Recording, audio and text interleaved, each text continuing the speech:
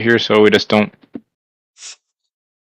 So I am thinking bring the electric and results to an extent. All right, so Um, election results. yeah, Uh, there's a new airline coming out. I think it's called Qatar, yeah.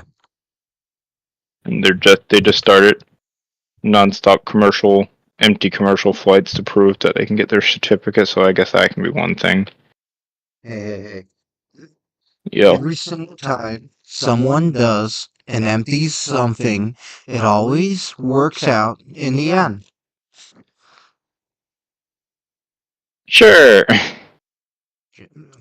You can't fault them for trying. You gotta sometimes to be the big boy, you gotta become the little boy. I don't know if that's a great idea, but all right. Hey, it worked for P. Diddy. Okay. Okay. He who shall not be mentioned. I was watching a movie, um, and it had a scene. It's called Super Fast, and it had this scene where the guys. So you've seen Fast and the Furious, right? Oh, is this the one where they were towing a Taco Bell behind the car at the end, It might have or some been. kind of? I haven't seen the whole thing, but like it's the one where the guy pulls up in the beginning on the car that's got the little unicorn on the side of it. And he's like, "Hey, where'd I park at?" And the guy points to the sign that says "dumb white" or "dumb ASS white boy parking." Yeah, I think I saw the. I didn't see the beginning of that one. I think I saw the end of it. I'm watching that, and I see the part the guy is supposed to be the rock gets out, and he's putting baby pulls up a thing of baby oil and starts putting it over his arms, and I'm like, "P Diddy, Dang. where are you going with all that baby oil, man?" Oh man. So me and Bub seen the Sacred Kingdom yesterday. What is that? That's the Overlord movie, The Sacred Kingdom. I have not seen any. I haven't been keeping up with the movies at all. Yeah, it's Overlord the anime. Oh, wait. Operation Overlord, or just completely different? Just completely different. This is Oh. this is so like Skeleton Dude. I have to rewatch the whole thing because like last time I watched the anime was 2018, and they had like an whole extra season since then. So yeah. Um yeah. Okay. Okay. So How there do was you a like it? I might actually go on my Cybertruck rant tonight. Like, actually go on it. Is that so? Yeah, because I didn't exactly go on it last time. Um, like, my thing against the Cybertruck is, like, who the heck came up with that design? Because, I mean, so, let me think of it like this. Or let's think of it like this. So, like, you design a truck, and the whole front end is flat. Like, there no aerodynamics there.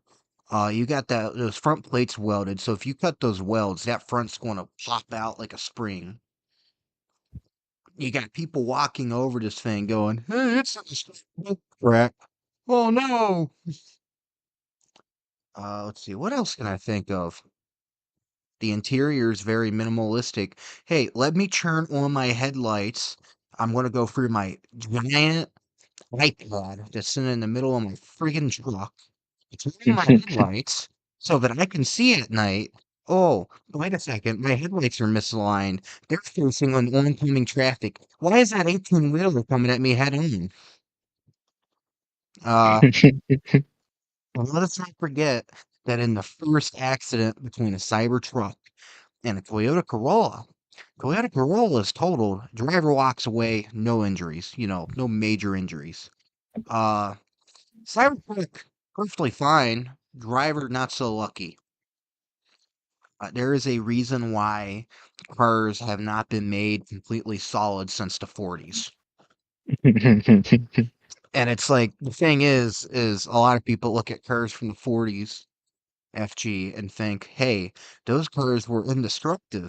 You all know the reason why they were so friggin' solid back in the 40s? It's because they didn't really put front brakes on cars as much. The belief was that front brakes would cause their wheels to bind up, so why put them on the front? They mainly had rear, some of them had front, but brakes were not that good. They're drum brakes. And the thought process was is so that if I'm sitting there at the bank ready to go inside of my car and you're coming down doing a good old fast 50 miles an hour downhill with the wind at your back, um, but when you hit me, instead of me going bang bang and getting squashed by the front of your car and the front of my car, you would just go bouncing over top of my car and I'd be fine because it was built like an M4 Sherman. You know, like, thanks for joining us, Mr. Mizuka. Oh yeah. What's up, dudes? Well, enough about just having a rant about the Cybertruck. Oh, Is it? dude! I saw that shit in the drive-through, like at Dairy Queen. It was right in front of me, and they were playing like some fucking Star Wars music and that shit. Like it was just kind of cringe. Yeah, And I there was like saw a one bunch of last people. night.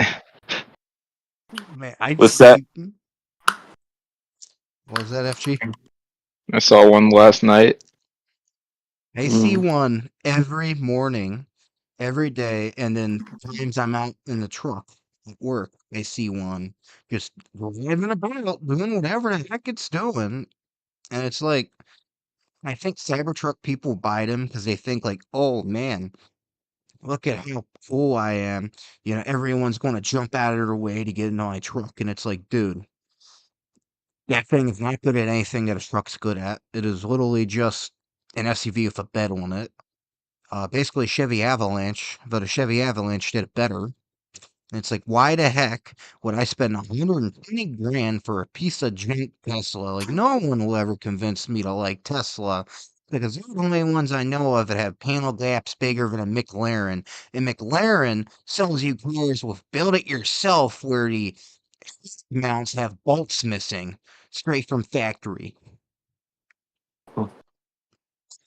Well, it seems that NASCAR will no longer prevent me from joining these podcasts because the season is now over.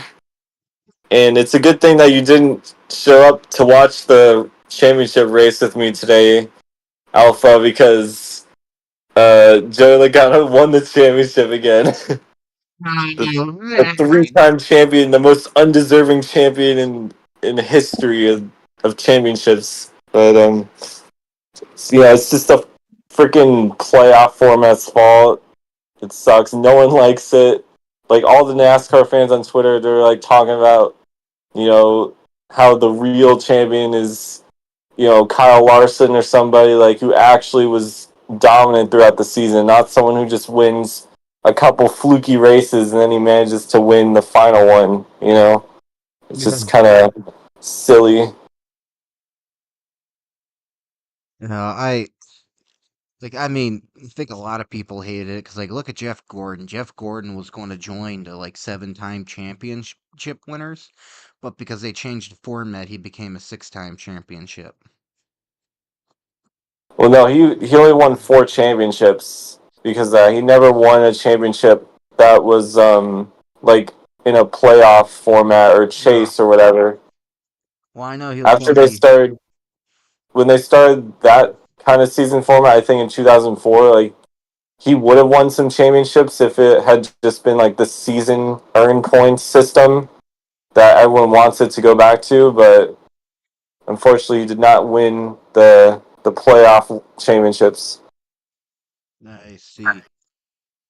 Oh man, I'm starting to get bleed through with that, man. Um, so actually, starting on like getting back to our topic about the. Actually, you know what? I think I said as much as I can about the Cybertruck. Big giant floppy windshield that it has. Well, well, you don't enjoy the unrendered box driving down the street? No, see, let me put it to you like this. Because everyone's like, oh man, that thing looks better than friggin' Hummer H3. Dude, the Hummer H3 already looked like a refrigerator on wheels, and somehow you guys managed to go out and make something that looks even more like a refrigerator on wheels than the refrigerator on wheels. The Well, they gotta refrigerator on stay. wheels looks better than that. Well, they gotta be cooler than the other guys. Get it? Because better Yeah, refrigerator. yeah, yeah. See, when I can put notes on magnets on the side of my Cybertruck and take a photo of it, and people can't tell the difference between that and my friggin' fridge, we got a problem.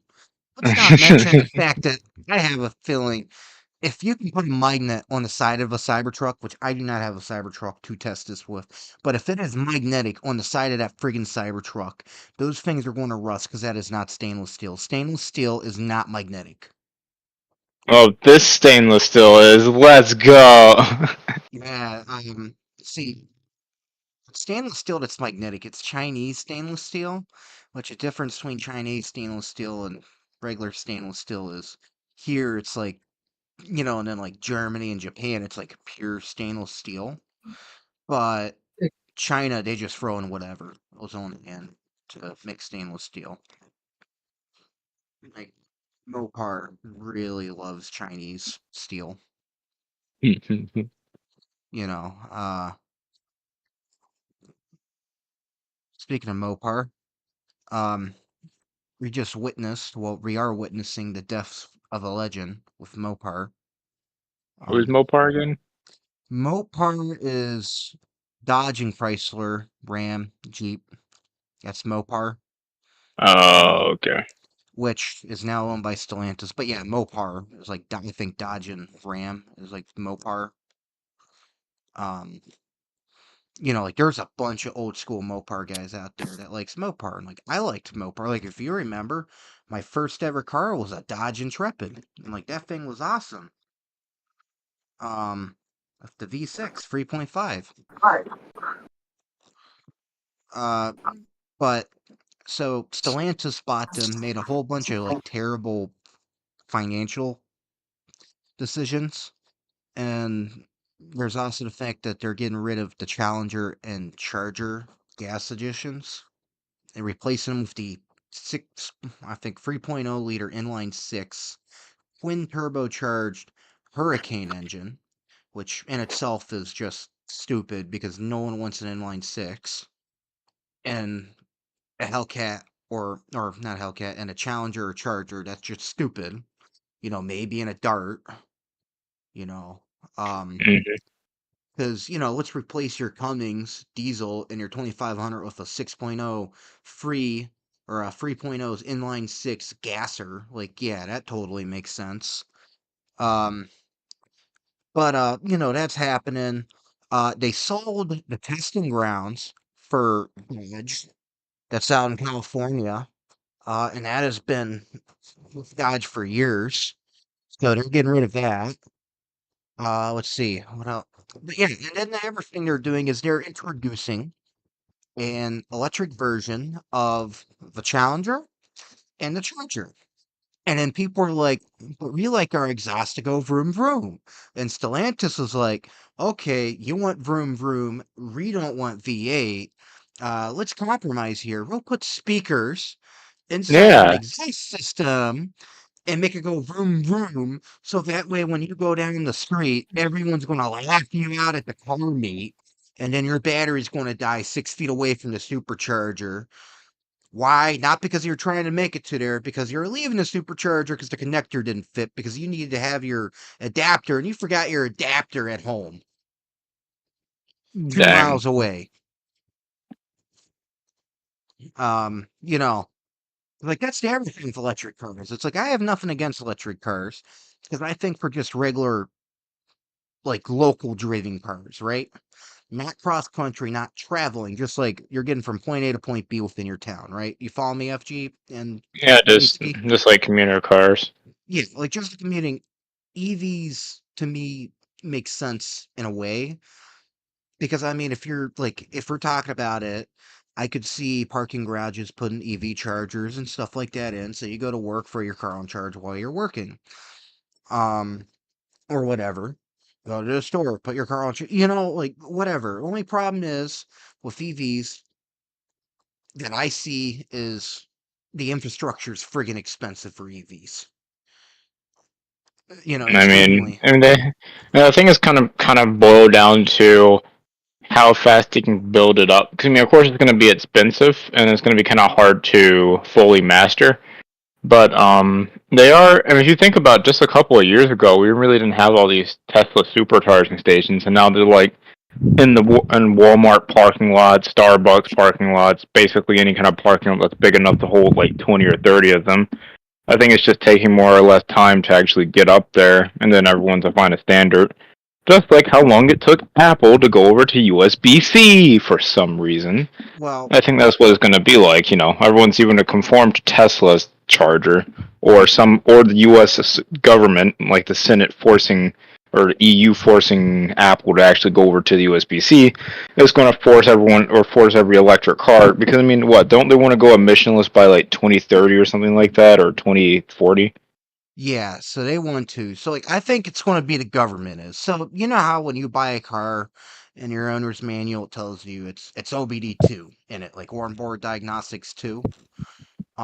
The only like real difference between OBD1 and OBD2 is when OBD1 came out, every manufacturer had their own like connector for the reading, for the computer, onboard diagnostic computer. So like you would have to have a set that had like every single adapter for every single connector until 1996 when the government stepped in and said, "Hey, this isn't cool. Not only do shops have to pay a crap ton of money for a crappy onboard diagnostic computer reader, they got to pay money then to buy adapters for every single car type they work on. And if you're an aftermarket mechanic, that is multiple." Um, they said, you know what? We like this connector the best. Everyone is going to use this connector, which is now the OBD2 connector. Um, and I have a feeling that's what's going to happen with EVs is the government's going to step in and say, "Hey, this one's the best. It is the cheapest to manufacture. It works the best. It sends the most amount of data for the buck. This is the one the rest of you guys are going to go with." Yeah, of course that's what's going to happen. Because I mean, if they're all trying to go emissionless, no one wants to deal with having to bring 8 different chargers to just so they can charge 8 different cars. It's just No, going to be one simple one, and that's just going to make it a much easier and streamlined process for everyone who's going to switch over to EV. and I have a feeling that the Tesla charger connector is going to be the one that's going to become the standard. It's like, even though I hate Tesla, just because at this point, if anyone believes that Tesla's about saving the planet, or if any of this EV bullcrap's about saving the planet, you need to get your head out of the sand because it is not. If that was the case, they'd be doing something to make EVs more cheaper than gassers, which they're not. But I have a feeling they're going to become the standard because of the fact that that's the most one that's like most out there that you'd need to do the Mm-hmm. least amount of changes to existing infrastructure to make. And like I see that becoming a thing. Now, my thing with these superchargers, let us not forget when Elon promised a mega charger. Do you realize how much electricity the mega charger would need to use? How much? It would need each mega charger. So this is supposedly able to charge the Tesla Semi, which is already a failure in its own. But uh, the the, tes- the Tesla Megacharger would need its own substation. Substation, which each city has about one substation because that's how much power a city uses. Each Megacharger would need a substation to have enough juice to run. And so essentially, these things are just going to be giant power hogs almost. Yeah, like pretty much it's to the point that if you were to hook up a Megacharger and hook it up to a semi, it would crash the power grid in that sector. So, like, the whole reason why substations exist is, the power in your lines is like higher voltage than the power in your house. Oh And yeah, then just by a wee bit, not by just too by a much, wee bit. I think you And should then go take a fork out there and go test it out, though. sure. And then the high tension lines are like way more powerful than that. How powerful do we want to know? Powerful enough that if you were to touch one without the proper PPE, let's just say that the only thing that'd be left of you would be boots. If that was the only thing that was left of you. Shocking discovery would be like. Like in some places, the voltage is so powerful they have to go by by an helicopter to do maintenance, or like the little car things they ride across, just because of the fact that having a bucket, there's enough juice there for it to jump through the plastic in the bucket to get to the ground. Nuts. Like being in a bucket is enough to ground you, and it's plastic. So like that just tells you how much electricity is going for those things. One mega charge would probably cause the substation to like flip the breaker because it Well, I probably mean, pull enough uh, juice. yeah, that's possible. They also add stuff like transformers, stuff that literally holds a ton of power all in one big burst. Yeah, And so essentially, it's just going to end up with like nearly maybe several transformers or at least one giant one that's going to hold a bunch of power, and then it's going to regulate how much power it's going to need to hold. Just like if you need to use something ridiculously big, like an oven that has no business being over nearly 1,000 to 3,000 watts or something stupid like that.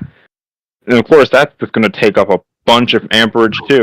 But if you can kind of use the same concept of something that powerful working on a 120-watt grid where they use alt sine or alt waves to actually make it 220 volts or whatever it needs to run, they're going to kind of do the same thing with Tesla here, or yeah, Tesla. They're going to do the same thing with the chargers. They're going to even add a transformer. They're going to change the actual wavelengths. So even though it might charge at a different rate, or even though it might be at two different wavelengths, it's actually going to be able to do it without nearly blowing out your local Walmart in half the yeah. town.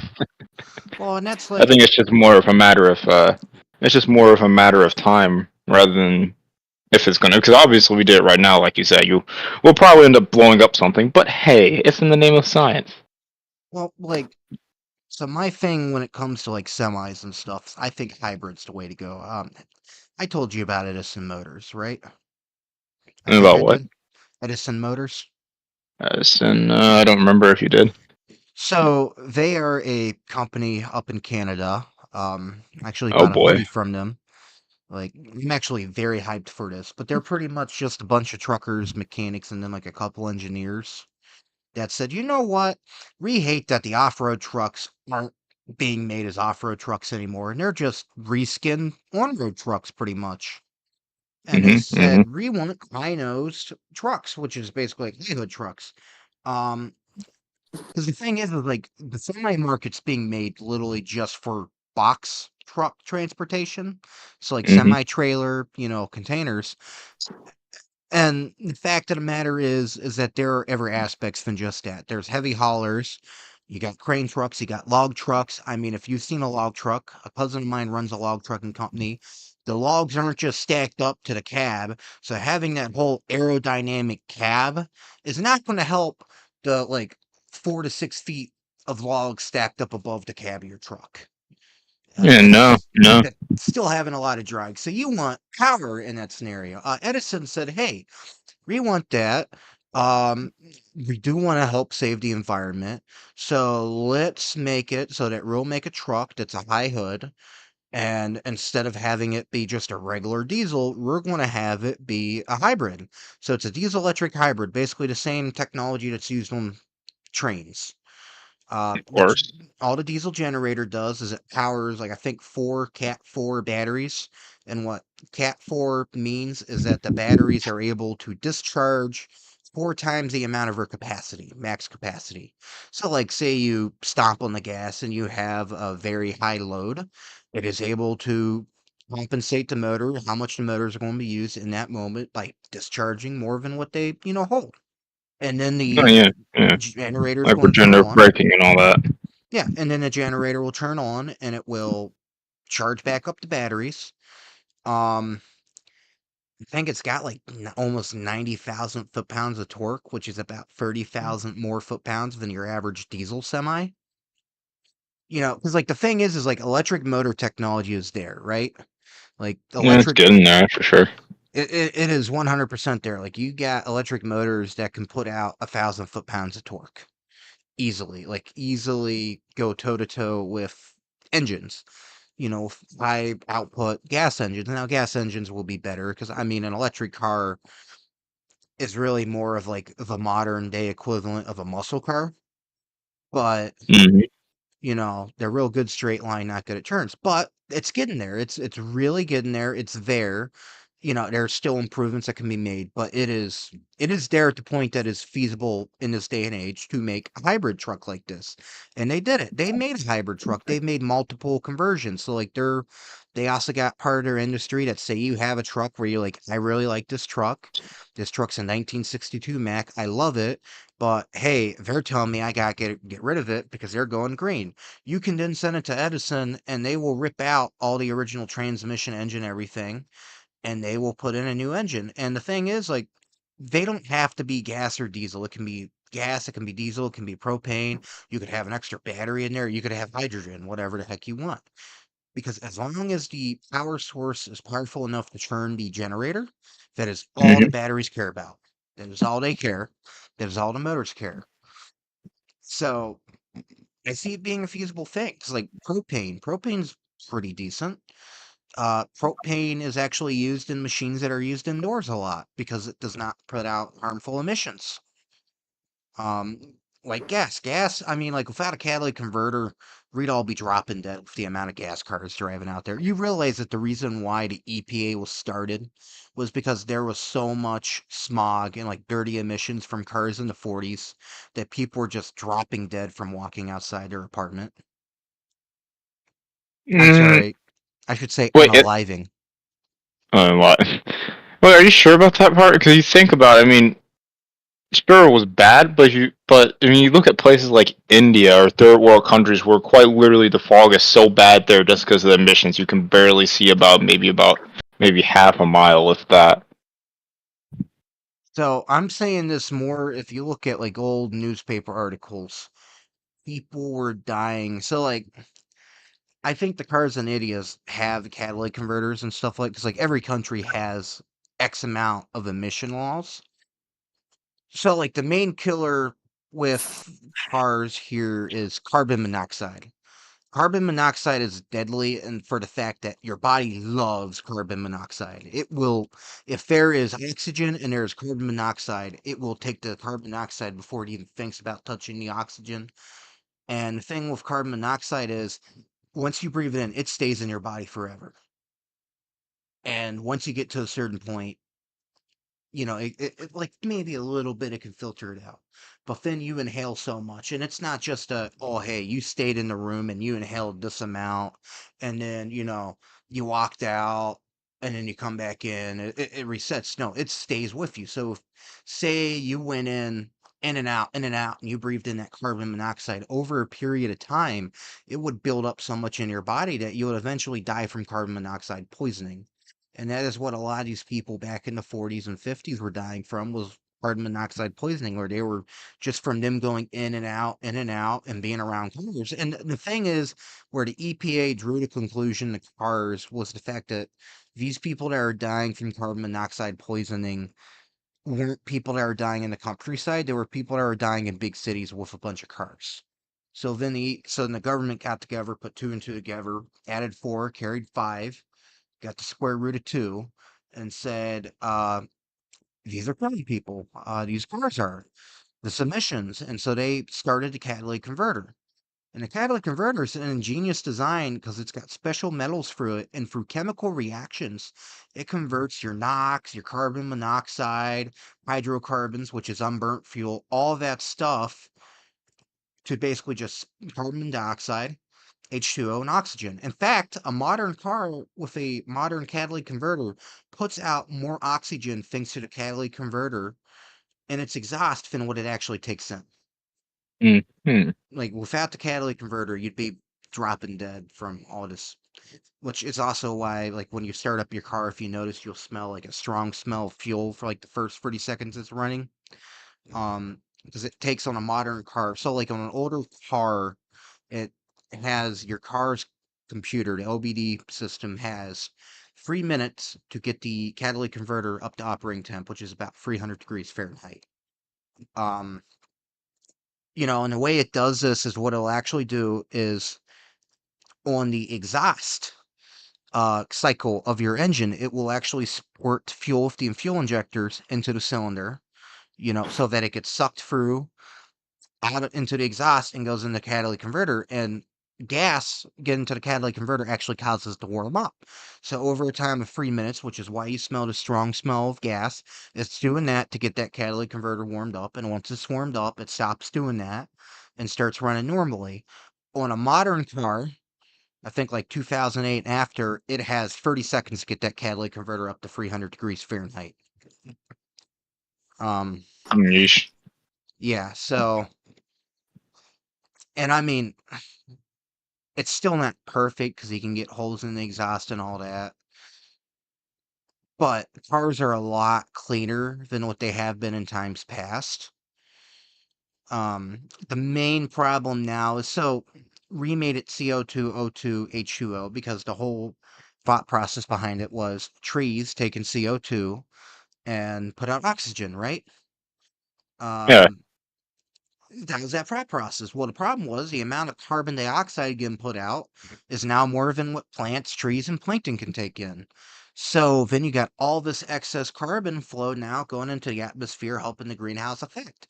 So that CO2 is the major problem. So someone's going to have to figure out a way to change catalytic converters so that the only two gases you got coming out are H2O and O2. Ford's playing around actually right now with synthetic gases, believe it or not, synthetic fuel, to help reduce emissions. Ford is also playing around with having your exhaust get rerouted back into your intake. So we'll see how that goes.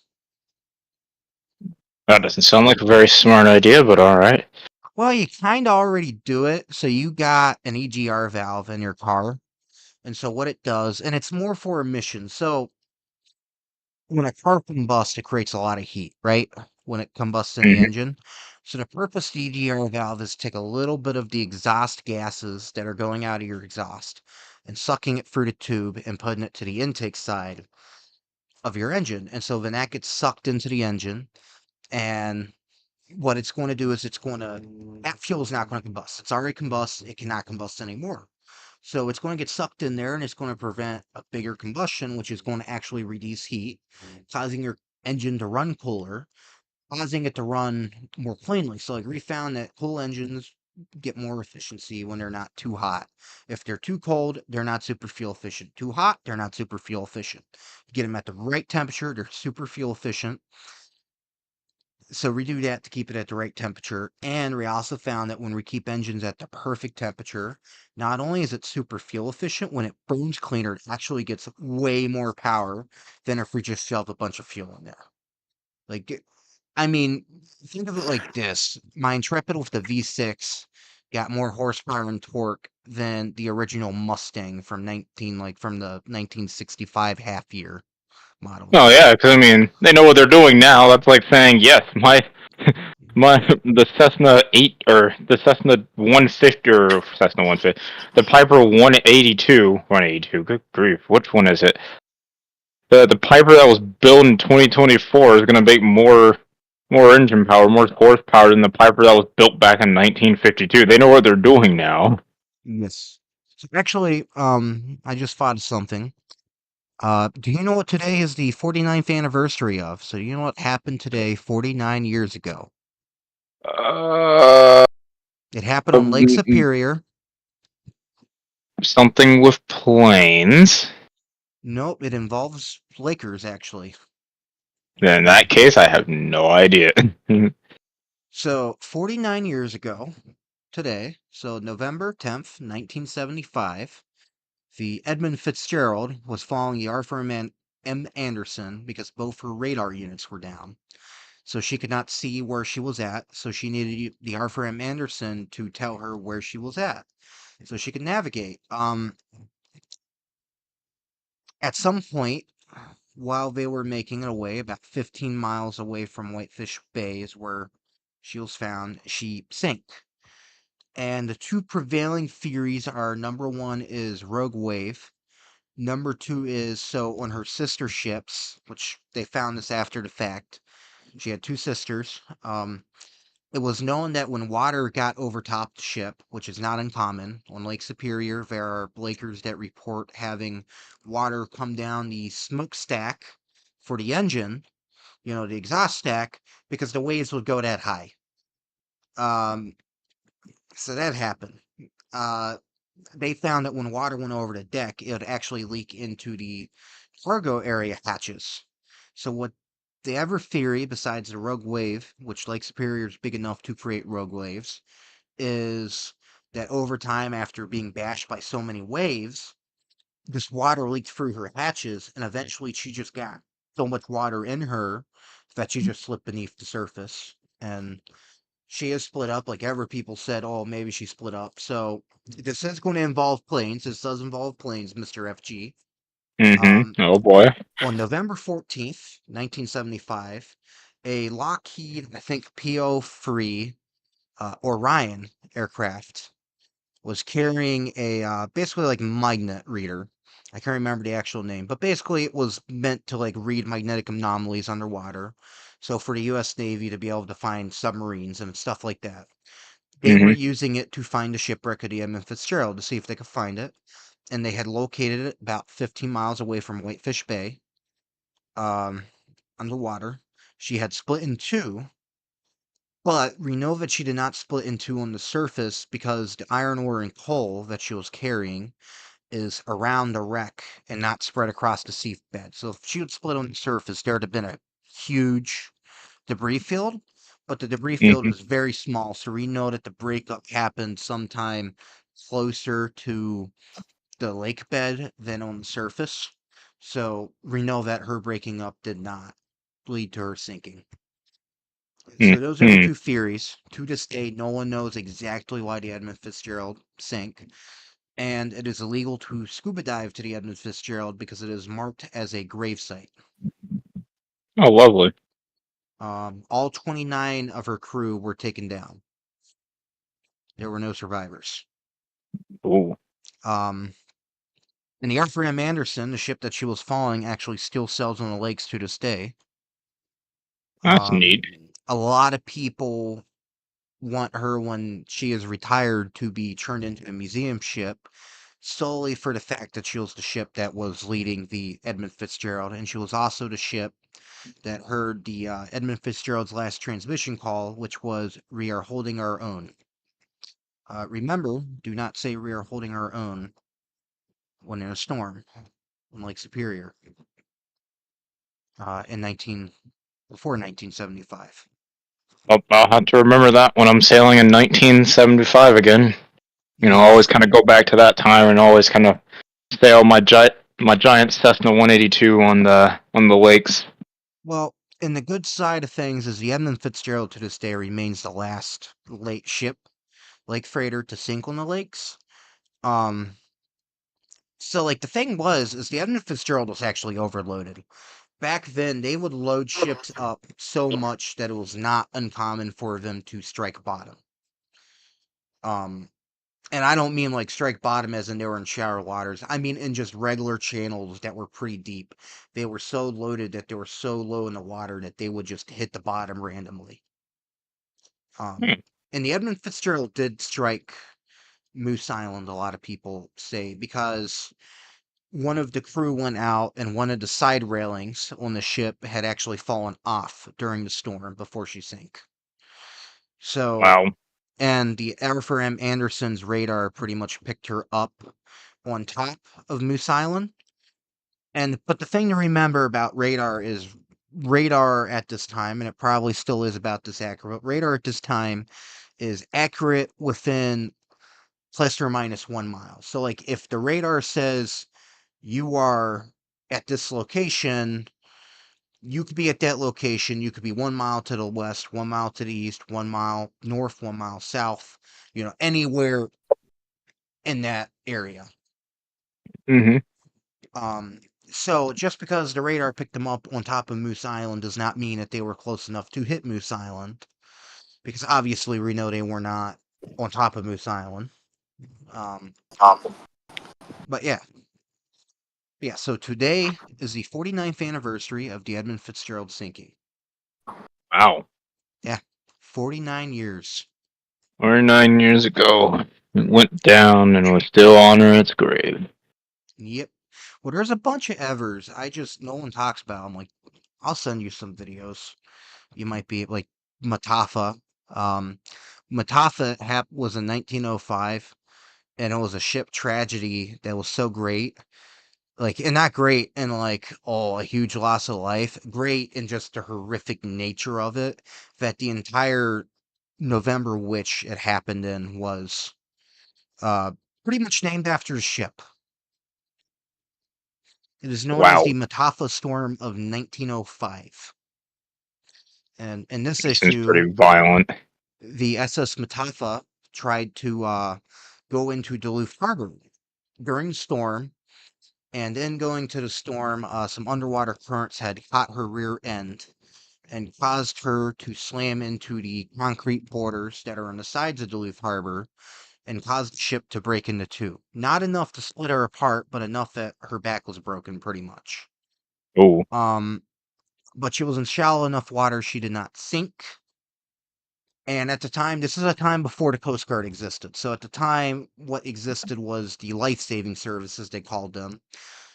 And the life-saving service did not prioritize the Matafa, even though the Matafa was in the worst of the danger, which actually did come into effect when it came to the time of getting rid of the life-saving service. Because like the life-saving service was more regional than national. Like you'd have like mm-hmm. regional parties, not like a one national organization that had a code. So, but when she split apart, there were men that were in the stern of the ship, which had flooded, and they could not go inside of the ship where the engine room's at. They were pretty Mm-hmm. much stuck outside. Um, some of them were able to make it from the back of the ship to the front, the bow, but most of them were not and pretty much froze to death. And when I say froze to death, I don't mean they got cold and died. I mean they turned into popsicles. Like So actually they. Oh. became encased in ice.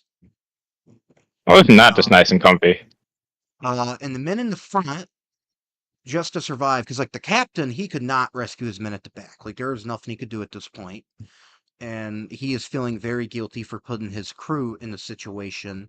The only thing he could do, they had to rip the wood paneling off the cabins, rip up the beds, everything that was wood, and start burning it in the wheelhouse and start doing dances and everything just to keep warm. And he told his crew that were in the front, do not stop dancing. Continue on dancing. If you stop dancing, you will die. And they were stuck on this ship for a little while until the end of the storm before the life saving service. After rescuing this person who the U.S. government said could have waited, the Matafa should have taken priority. Came and rescued him about like 27 hours after, give or take. And by the time they rescued him, again, everyone on the stern is dead at this point. Um, yeah, they got him off, and it was a horrific tragedy. Put it that.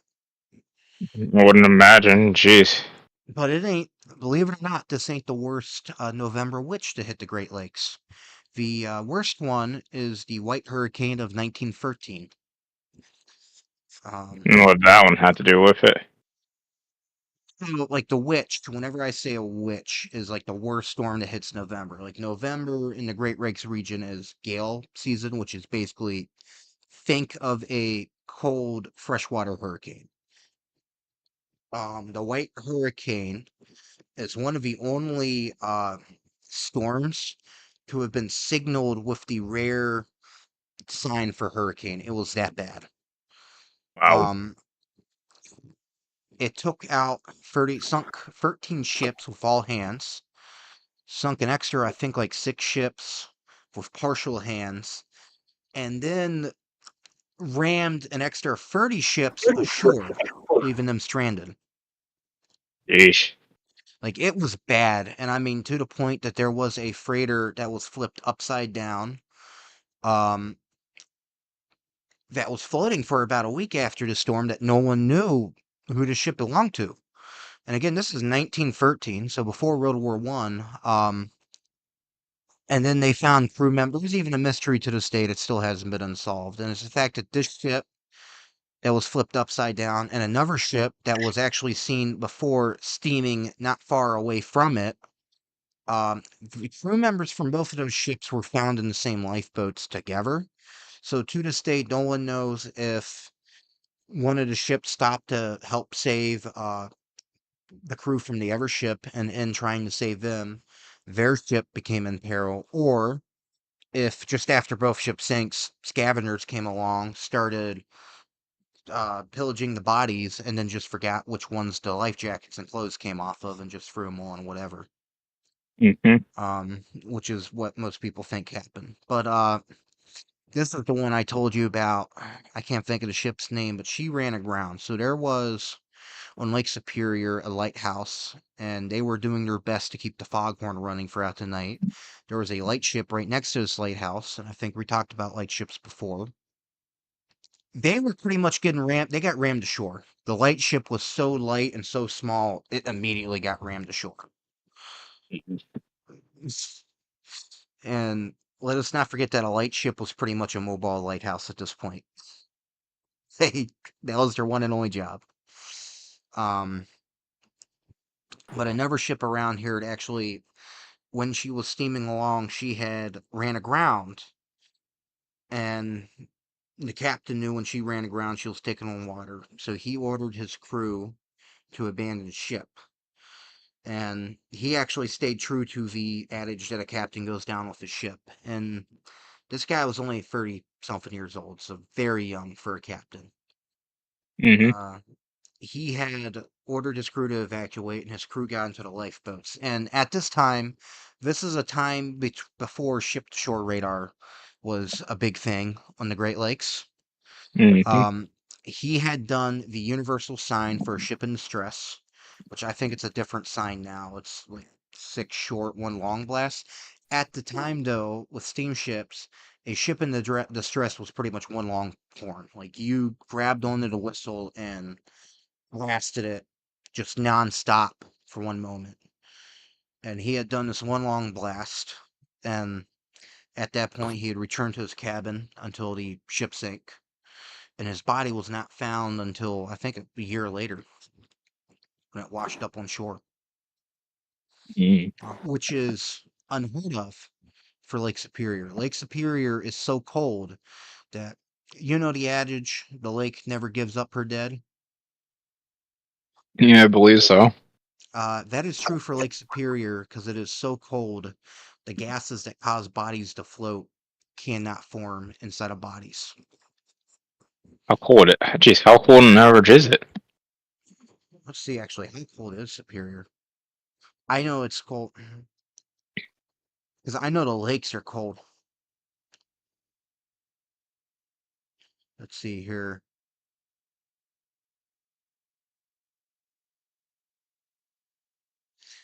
So, let's see, Lake Superior is an average of 40. Let's see, what is Lake Superior?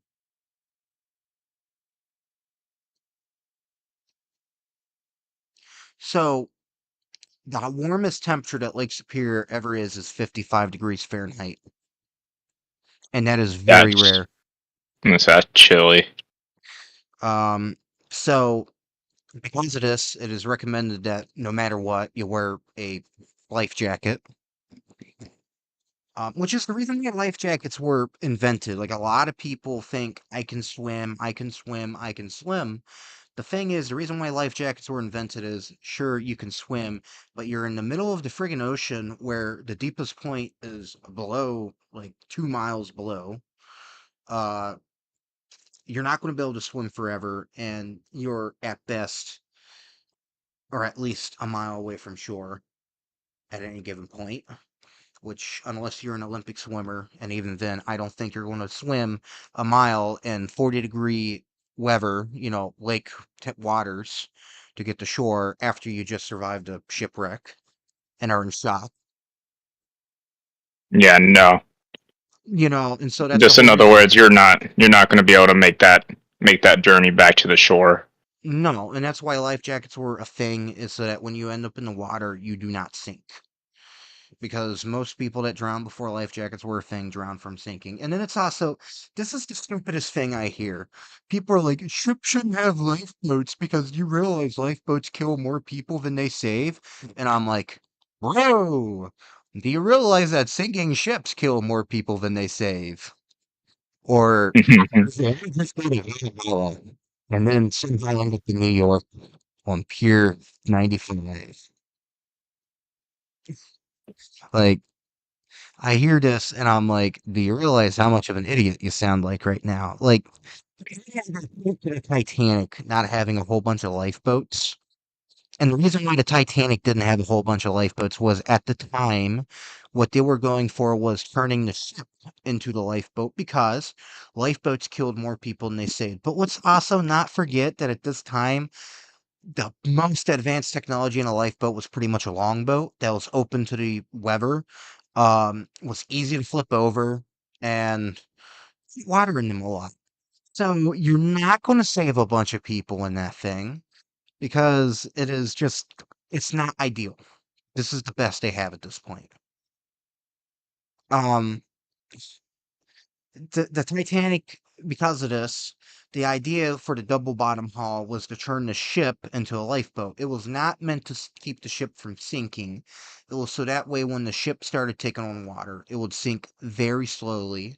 And instead of sinking immediately, it would slowly sink so that you had enough time for ever ships to show up and save your ship.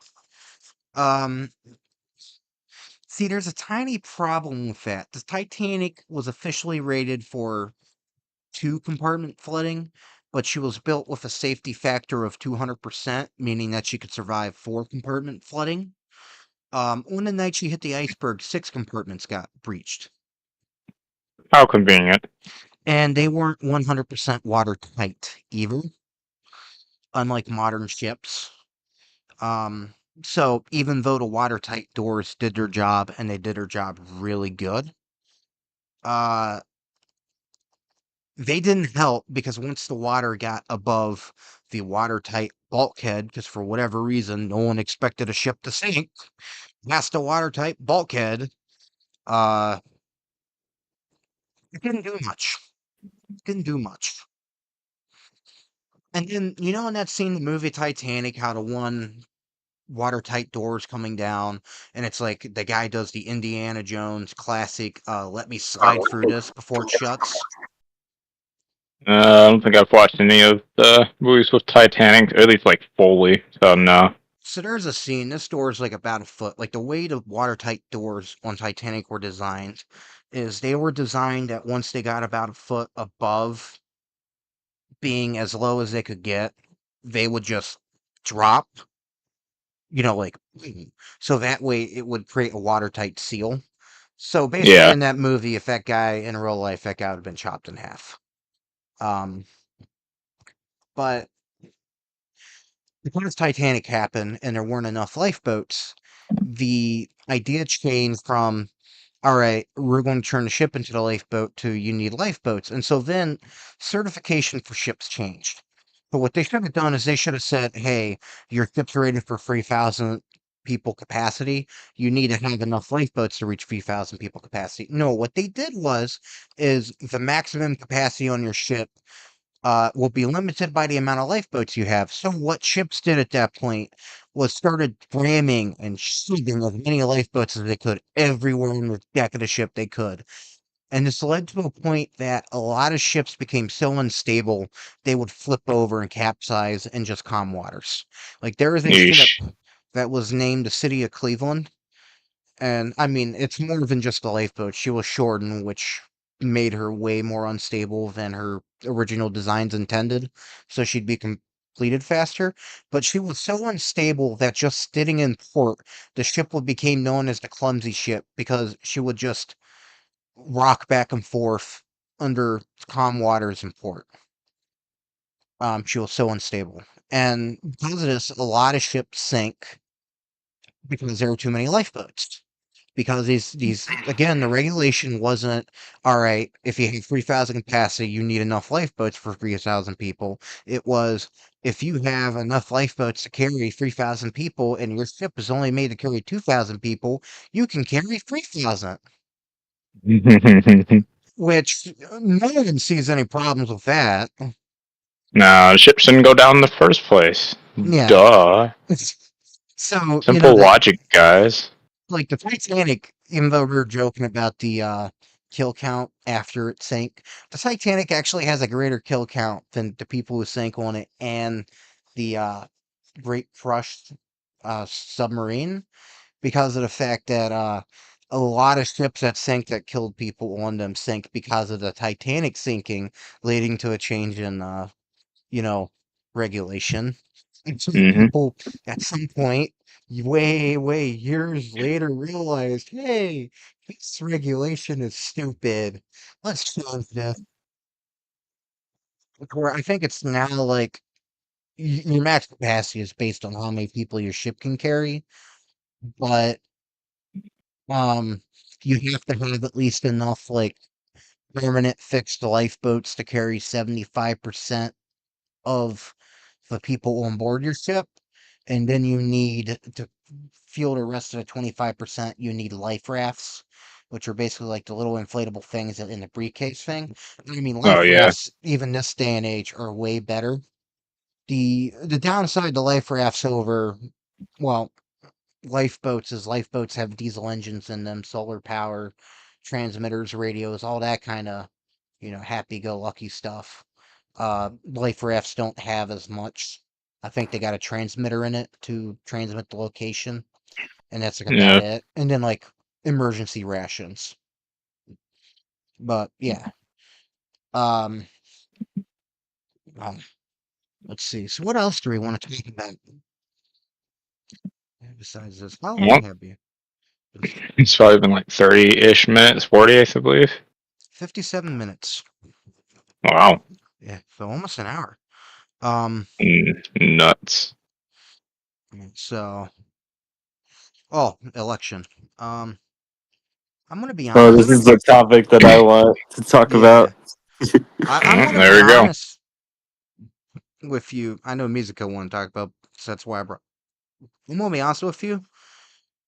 I was kind of expecting Trump to win, but I I mean, wasn't yeah, that was. I mean, after 4 years of Biden and all that, and I mean, there's ever stuff where the Democrats are just pretty much telling like white men that hey, you're dumb, you're the problem, you should go KYS. Uh, I think that's part of what led to a lot of younger people not voting Democratic this year. That, and then they're just getting tired of this, and it's like, I mean, okay. What I'm going to say about it is, I think what happened is exactly what happened with the Republicans back in 2016 to 2024 or 20. Wait, hold on. 2016 to 2020. I couldn't think of it. But essentially, all I'm trying to say here is that after what the Republicans did, January 6th, all of that, and then yeah, what the Republicans did and all that, everyone kind of got tired of it and was kind of like, oh my gosh, we're not going to do another 4 years. Biden won. Then the Democrats did exactly the same thing. What the Republicans did for the 4 years. So now it's kind of circling back to the beginning. I'm Now gonna, Trump's going to get another 4 years because it's like, okay, we got tired of Democrats, just like we got tired of Republicans, and I think it's going to keep doing this loop. well, I'm gonna be honest with you because I mean, you hear all these people that are like, the nation's going to be destroyed, we're not going to have rights because Trump won. Let me put it to you like this: the union will survive. The union has been through worse. It will be through worse. The union will survive. Your rights will not be taken away. Do you realize how many hoops you'd have to jump through to take away someone's rights, even with the majority in the government? Like, it's not like they can go in there and go, no rights. Like, no, you really have to have everyone on your side to take away people's rights. And then this is also assuming that people would just let it happen and not do nothing, which I can guarantee you is not the case. You know, but I'm independent, as you guys know. I don't like either party. I think both parties are stupid. I don't think either party has the best solutions for America. I believe it is a mix of both because you know what? There are good ideas that come out of both parties. There are ideas that Trump have that I like. I do think we need to secure a border. I do think we need this. I do think we need that. And like I think when it comes to like abortion, I think if it's a situation of, sir, your wife is going to die if the baby isn't aborted, I think that's one thing. That is a completely different scenario from let's just abort the baby. And like the other thing I think why the Republicans won the election.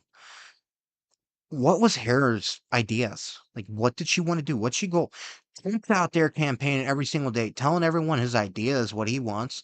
And I mean, you can say, oh, they're complete lies, whatever. Sure. What candidate in the past hasn't lied about one or two things? What did Harris do? Harris says she's like, I want this, I want that, I want this. And then she completely turns around and says, no, I didn't say that. And it's like, all right, what are you standing for? Whereas Trump's saying what he's standing for. And it's just, if you're going to run for president, say what you stand for. Don't jump around and all that because you think it's going to lose you popularity, because that in itself is going to cause you to lose popularity. But yeah.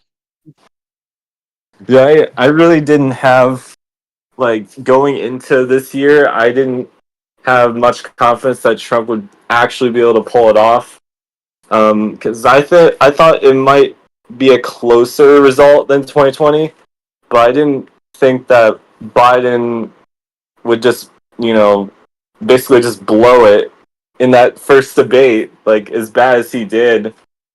And then Kamala took over, and they forced Biden out. Like his own party did it, and a lot of people got pissed off because of that. They didn't want to support Kamala Harris because she didn't even go through a primary, and she had very little time to even make her case, you know, to why people should elect her. But even then, she just ran the worst campaign I think I've ever seen or witnessed. It's just so bad. And Trump, like, I think I said this at the beginning of the year. I said like the only way he was going to get reelected was if he played his cards 100% right, and he did exactly that. Like he stayed out of the Republican primary debates to avoid unnecessary drama. He did that. Obviously he had his trials, and that only like riled up his base even more. Like more support was generated from all of the legal issues that people tried to throw against him, and it really worked in his favor. And the Democrats, they just blew this election.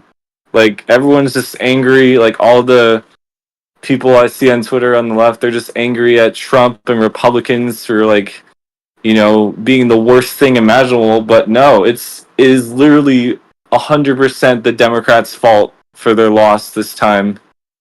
Well, like the Democrat, like again, Harris didn't make good points. She's bouncing back and forth.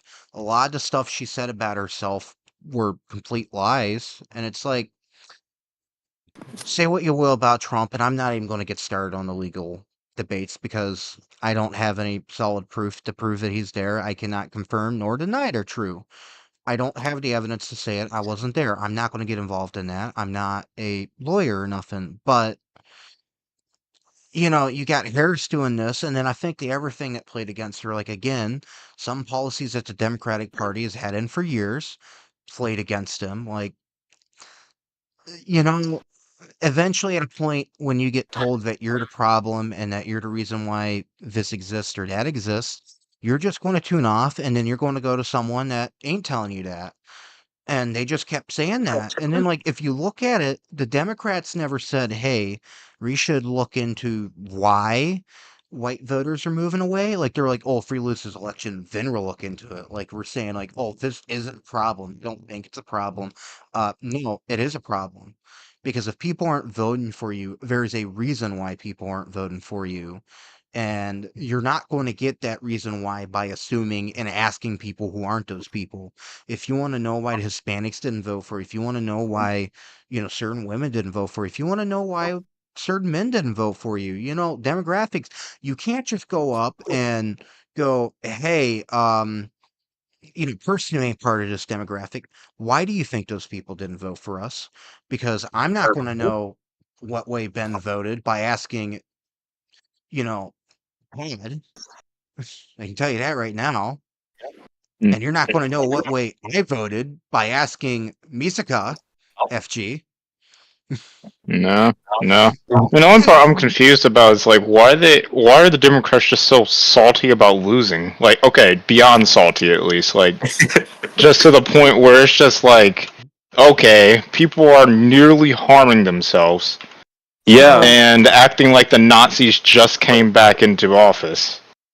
yeah. Like, that's Like the you part I'm can't like genuinely confused about. you can't like expect to win the game every single time. Like y'all had the Democrats had their chance to do whatever they wanted to do for 4 years with Joe Biden and Kamala, but now it's the Republicans' turn, and they rightfully earned their turn again. well, I And think it's why. just Oh, sorry. yeah. I mean, I feel like the way Democrats see it, they see it as like life or death, like whether they win an election or not. It's really not. It's literally just a game that gets played every 4 years, and it goes back and forth. The winners, trade hands every single cycle, and that's how it is.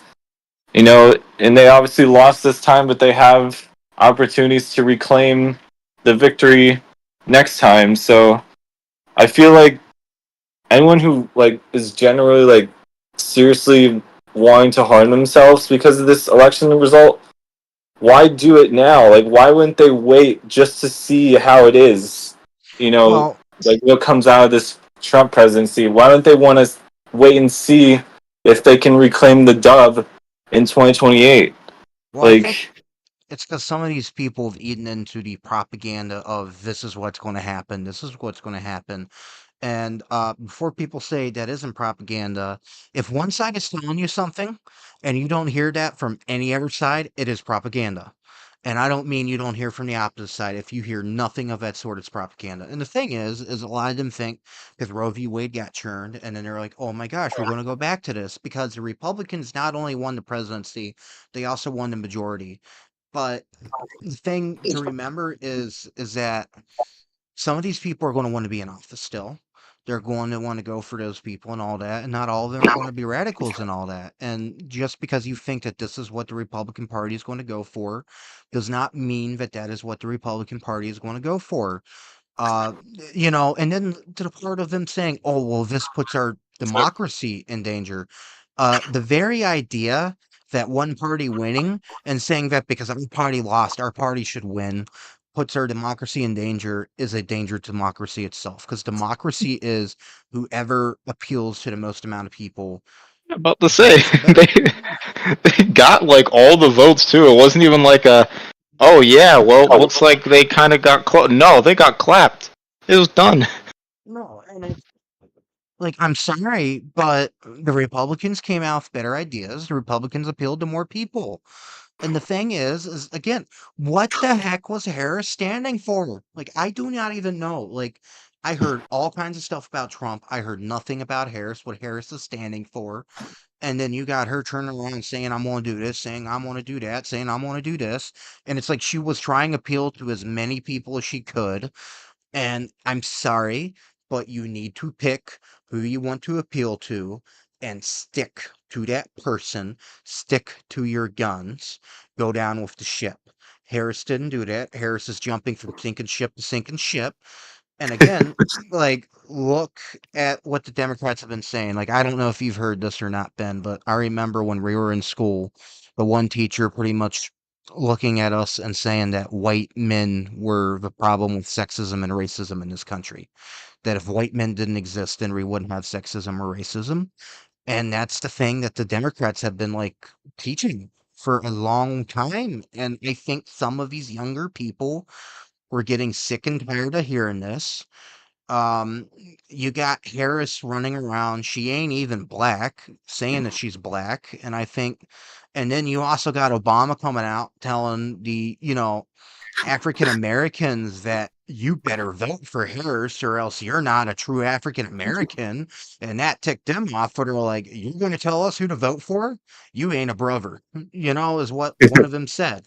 It's like it was a complete and utter failure. The Democrats, every single time they went and jumped around trying to grab more votes, they were just digging themselves a deeper and deeper hole. And it's like, I'm sorry, but when you do that, and then they talk about how what Trump did, didn't you guys do what happened in January 6th? Like, that's pretty much what happened. And I have a feeling something's going to happen. I want to tell you, January 6th is going to happen this year just because of the fact that look at how they're reacting to the election being lost. And let's not. I think that's like half the issue. It's like, okay, you saw what happened when you saw what happened when Trump lost. Obviously, January is 6th, but good lord, can we please not have another one of those? Like, there's Well, no need to be like this mad about losing an election. I mean, sure, each year it's a bit hard, but come on, well, you have to become to a point to where you can accept that you are in a democracy and this is what the results are, regardless of if it was your favorite team or not. well, and let's be honest. I mean, besides overturning Roe v. Wade, Trump didn't really do anything that was terrible. Like, I can guarantee you, if we look through the book of presidents and see what each president done, we could at least find 15 presidents that have done worse things than Trump. Like 100% guaranteed up to this point. I am not going to say for the next 4 years because I don't know what's going to happen in the next 4 years. I don't know what anyone has planned. But he didn't, I don't know what all he did that was so great, but at the same time, I don't know what all he did that was so bad besides Roe v. Wade. Like I said, if you go and have a kid, you know, if it's a situation of like incest, someone got R worded, or situations like that, then or like, hey, Mr. Johnson, your wife is going to die if you don't abort the baby. I think those are situations where the parents should have a choice of whether or not to abort because that's kind of outside of just, I want to have an abortion for the heck of it. You know, it's just my Well, feelings yeah. on it. Well, Trump is actually for those three exceptions. It's life of the mother is the most important one, and then obviously the R word and incest. Those are the exceptions that Trump believes in, and that Reagan also. He's got the same position on as Reagan, basically. That's why they Well, call him like the Reagan exceptions. and my thing, though, if we're going to go this route of making abortion illegal, there is one thing that needs to happen, and it needs to happen. Not just let's get to it. No, it needs to happen. We need to start putting more money in orphanages. We need to start putting more money in that. Because you know what? If you're going to tell people you can't get an abortion, I'm going to guarantee you there is going to be more children than ever getting given up for adoption. Um, because, and really, more money, just even if we don't do this, more money should just be given to orphanages because how they are ran isn't exactly the best way you could run it. But yeah, no, like we need to start doing that because you're going to have more mouths to feed. You're going to have more children. This is not a band-aid type situation. This is not a let's throw a band-aid on it. Like literally just saying let's get rid of abortion without let's increase the funding for orphanages is like someone tripping over getting a 6-inch long 2-inch deep gash in their arm and the doctor just throwing a band-aid on it and being like, do you want the scar band-aid? I want the feels band-aid. Oh, Yeah, that but the only doesn't thing with scream. What? Yeah, but the only thing with like abortion is just that it's like some people are accidents, sure. Sometimes they have a bad start in life, but at the same time, I don't believe it's completely correct to completely kill someone, even if it means that. Sure, this might sound controversial, even if it means that a parent has to go, or it has to be a bad start off for the child itself, with the parent having to go through a little bit of pain to get through it. The point is that even if you have there are people out there, even great people who literally weren't even supposed to be here, who were accidents, who were victims of the R word, and who were born into this life, but they still got that second chance. They still got that second wind. Sure, it's not the best thing to look at and be like, yeah, I don't want. Of course, you don't want to see a mother die just because they have their children. But God gave us a God-given right here that says, "Thou shalt not kill." That's still killing, no matter what way you put it. And I want to put it like this: just because it's going to cause some pain in the beginning doesn't mean that this child's going to be worth saving. Sure, they're going to have to work their way throughout the lower ranks of life, but those generally come out to be some of the best people. Well, And I think we should give them all a chance. Well, absolutely. You should definitely give them a chance. If the life of the mother is not in jeopardy, there should be no abortion, especially late term abortions, because that's when the baby is fully formed and you're basically just, committing murder at that point. You can't do that. And the Democrats, they want to be able to, they say, my body, my choice. They want to be able to abort babies in like the 9th month when the baby is practically already, born. And well, that's just not right. my animosity towards abortion comes from, and I know I haven't ever told anyone this. Um, before I was born, the doctors actually thought I was going to be born with Down syndrome.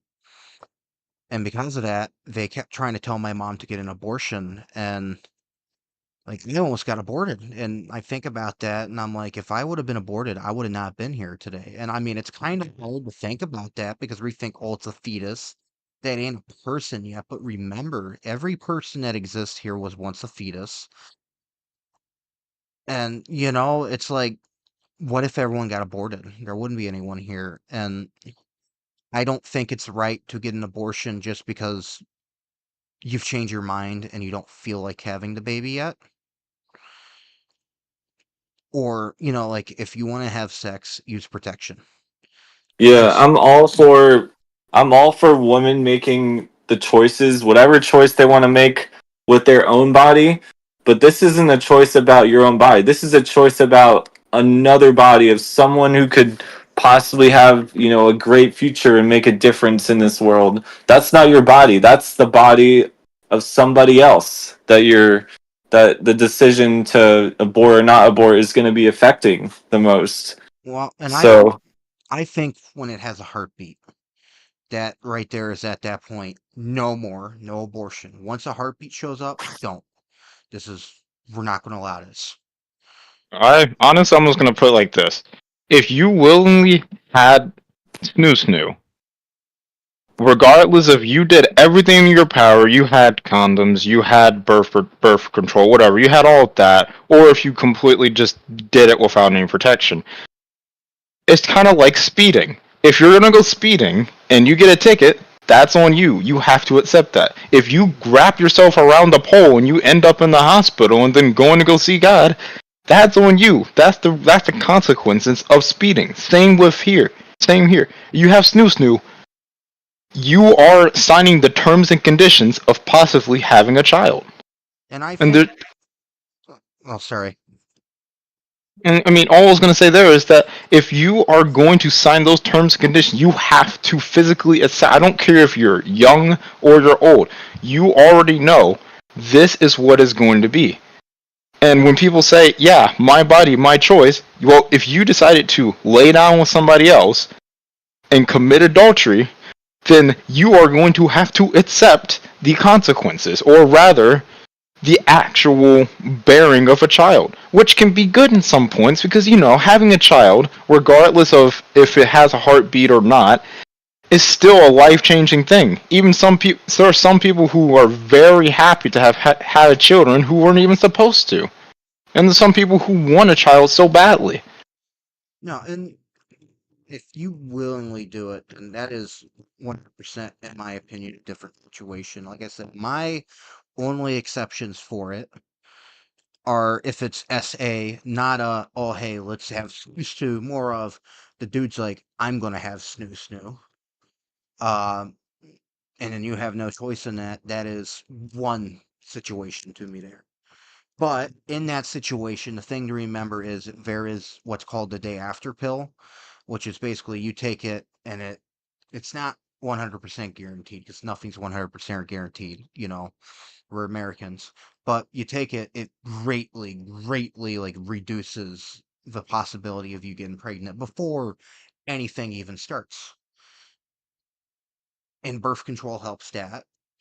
Um, you know, but yeah, I think I'm gonna hop on a different topic than abortion at this point because it's starting to get uncomfortable. Mm. I Mm. mean, what do you guys think is gonna like happen? Like said that maybe things could get a little, out of hand again with the inauguration because 2020 was like, I'll say this: people had the right to be angry at what happened because that was just such a difficult time with COVID. Like everything was just all messed up.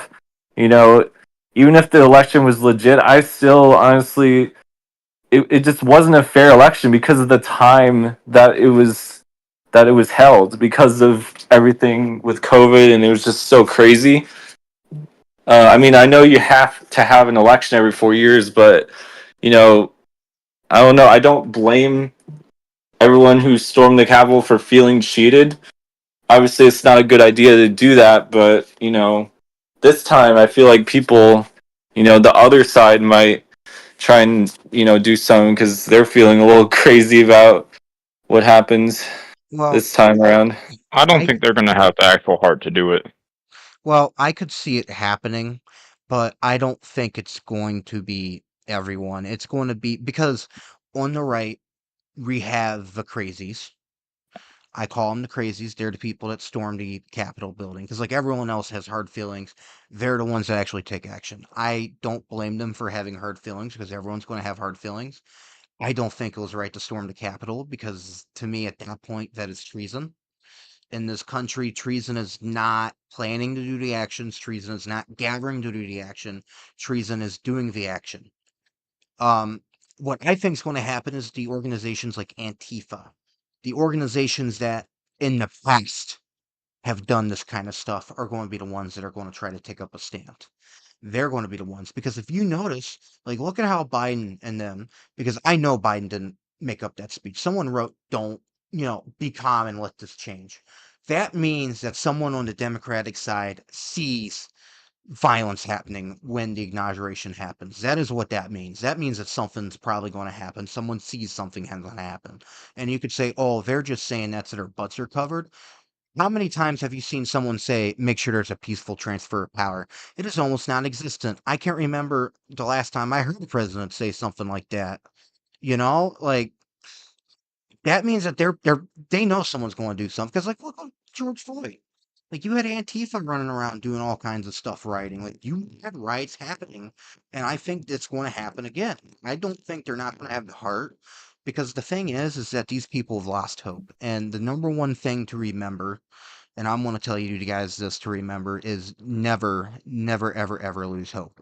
Because once you lose hope, you have lost everything, and you have nothing left. Because the thing is, if you have hope, you're not going to do certain things because you have hope that stuff's going to get better. Once you lose the hope that stuff's going to get better, once you think your rights are going to be taken away, once you think that you're not going to win, all that kind of stuff, you start doing things that you wouldn't done before. You start doing things that a rational person wouldn't do, and you start Yeah. thinking irrationally. Yeah, but the weird thing I see more about what this year, what or this election is what we saw from last election is that last election people were more willing to take this stuff to the streets. People were more willing to grab pew pews and go out and stand there and be like, "This hurt. We're going to take action." The thing I'm more concerned about is that when you see these people online and when they're crying, it doesn't feel like a usual, or not usual, it's sad to have to say that, but it doesn't look like a, oh, okay, yeah, they're just kind of, they're a little bit sad that they lost the election. We got that, they got that one clip that all the talk podcasts use to talk about, you see on the front page. No, this is different. These are people who are genuinely hurting more than anything that you could ever imagine. What I think is concerning, though, is that they're taking it out on more of themselves than they actually are on anyone else, which is still concerning. I heard that there were at least 700 people who unalived themselves just on the night of the election. I don't think these people are going to be the people who go out and try to overtake the inauguration like last year on January 6th. These are the people who are even going to move out of the country, going to complain about it online, or they're going to just completely unalive themselves to the point where you said they're going to lose hope, and that's when they become dangerous. But dangerous to themselves. They're not going to go do anything to them. They're going to go talk to the camera. They're going to cry. They're going to try to go to therapy. But at the end, they're going to lose hope, and then it's just going to end up with more people going to unalive themselves than you ever seen before. They're Well, not going to go. They're not going to go take action and be like, "Yeah, we're going to go grab weapons and storm stuff," because they legitimately think that this is life. This is over. They literally think we've transported back into 1940 or 1939, and a certain dictator has taken over. well, yeah. Like, I wouldn't say, because, I mean, we got a long time before powers transfer over. And the thing to remember is a lot can happen in 6 months. Because, like, I mean, look at how stuff's happened before, where powers changed. And at first, it doesn't seem like something's going to happen, and then it happens. Like, I mean, like, look at the Republican when that happened, 2020. They did storm the Capitol when Trump lost. They stormed the Capitol when powers changed. I think until the change of powers happened, we can't say anything. 'Cause, I mean, again, like I said, the number one thing I have heard is never lose hope because you become a danger to yourself, you become a danger to others. Because what's going to happen is right now, this is sadness. They are going through the stages of grief. We're in the stage of sadness. We're going to get into the stage of anger. We're going to get into the stage of bargaining. And then eventually it'll become acceptance. But we have not gotten to the stage of anger yet. And until we get to the stage of anger, we can't really say a lot. And then, I mean, like, if you look at the average people that stormed the election versus the average Democrats, there ain't a big difference. But like I said, I think the people that are going to be doing something ain't going to be your average Democrat. It is going to be like Antifa, the extremists, not the ones that are oh, we're going to cry about it and all that. The ones that were blowing up cars and stuff after George Floyd happened. Yeah, and it's like, the Democrats, they really hammered Republicans for storming the Capitol, which, I mean, I agree that was just a stupid thing that happened that they did. But why weren't they more accountable for, Antifa and all that madness that was happening in summer 2020 with George Floyd? Like, that was just completely unacceptable. You had reporters on the news saying that, oh, it was a peaceful protest happening, and then right behind them you could see buildings burning in the background while they were saying that it's mostly peaceful. No, you got burning buildings in the background. Like, come on. Like, that was Well, not mostly peaceful. I think Peaceful, that peaceful fire, you guys. It's just to warm everybody up, guys. They were just a little bit cold. hey, It was the summer. hey. The police say that as long as we don't burn more than 10 buildings and unalive 300 people, it is peaceful. But no, So I what mean, happens parts if we peaceful. undesignate it as a building? Yeah, well, and I mean, but the thing to remember with that was the FBI did make examples of some of those people. There was that lady that threw the firebomb at that Wendy's, I think, out in California. And the FBI is like, I took that personally. They tracked this lady down with nothing more than a tattoo and a shirt she bought off the line. And like they literally tracked her down by finding where that shirt was sold at. And then they went and they said, we want to know who bought this a specific shirt. And then they got that. And then they used those data profiles of who bought those shirts to find the IDs of each person. And then they found the IDs of people that had tattoos. And they narrowed that down to like 3. And then they found that exact same tattoo in one of the photos of those people. And that's how I would find her. Like, the thing to remember is if the FBI wants you, if the government wants you, they will get you. The problem is when it's hundreds of thousands of people, they kind of consider it not worth the time and effort to do it because they're like, oh, we're spending all these resources when we got quote unquote bigger fish to fry. I'll tell you one thing I do get behind Trump on is going after the cartels because the cartels do more than just drug trafficking. They traffic people and all that. And like they should have been considered a terrorist organization a long time ago. Um, Yeah. Well, I think the Yeah. FBI, I'll say this about the FBI, they need to be 100% on their A game between now and the inauguration. And even after that, they need to make sure that there's no attempts that could happen, because we already had those. Yeah, And that wasn't great. they just let those things slide, and that's what happened. He was so close to dying in July. And the FBI, they need to make sure that they are dedicating 100% of their resources into keeping Trump safe. They cannot allow this country would just go in flames if Trump got killed before his inauguration. Like that would just be the worst thing that ever happened to this country that I could think of if that actually happened. I mean, you Okay. talk about what could have happened before the election. If he gets killed after the election and before the inauguration, that would be so much worse. That will be Civil War II at that point, Yeah. unfortunately. well, and at this point, no matter what, like it is a loss if anyone who's the president-elect, anyone gets unalived. It is a loss. It is a tragic thing. It is the worst thing that can happen because then we got to change power. Like look at when you know what am I thinking? But no, it is going to be horrible because I think what's going to end up happening is we are closer to a civil war today than we have been since the Civil War. Like that is a fact. That is not there's just so much animosity. We are a house divided. But like look at Iran. Iran's trying to assassinate him already. Like people know that if they get rid of the president elect, that'd tick off enough people that it would throw this country into chaos. They know that. And they're going to do it. And that first time that person tried to assassinate Trump, that was a failure on every single level when it came to the Secret Service. Like, Oh there's yeah, for sure. no ifs, ands, or buts about that. Didn't they fire the head chief like Yeah, after that?